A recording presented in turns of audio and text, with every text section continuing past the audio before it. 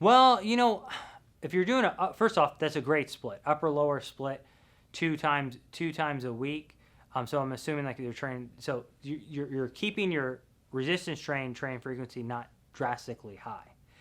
It's great that your resistance training with the martial arts because it's important. There's a good story.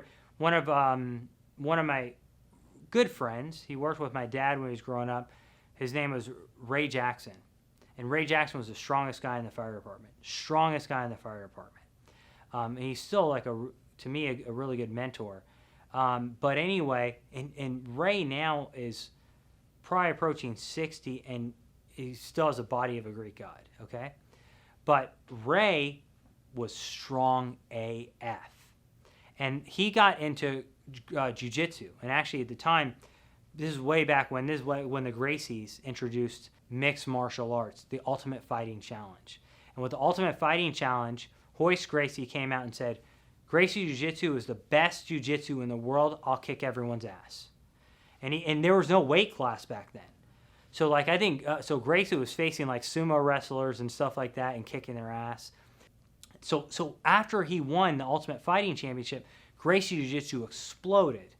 And Ray went in, and his first day, they were like, oh, we'll put you with the beginners. He kicked all their asses. Now, Ray had never done any martial arts. So then they started putting Ray with black belts, elite Gracie black belts, and he was throwing them across the room. So what's the point? Strength training itself is a form of martial arts, I would argue.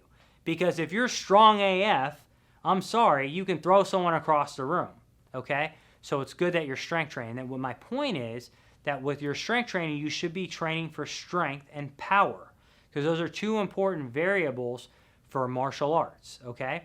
Your movements are quick, they're fast, they're explosive. You should train that way. You need to make sure you're training for maximal strength. At your basics, you should be able to lift double your body weight. Like on squats, you should be able to squat double your body weight. Minimum as a starting. Power burns in the flame of strength. You should be able to squat double your body weight. If you can't, make sure you can. Same thing with deadlift, right? No, that's not a tremendous amount of weight. You should be able to do that.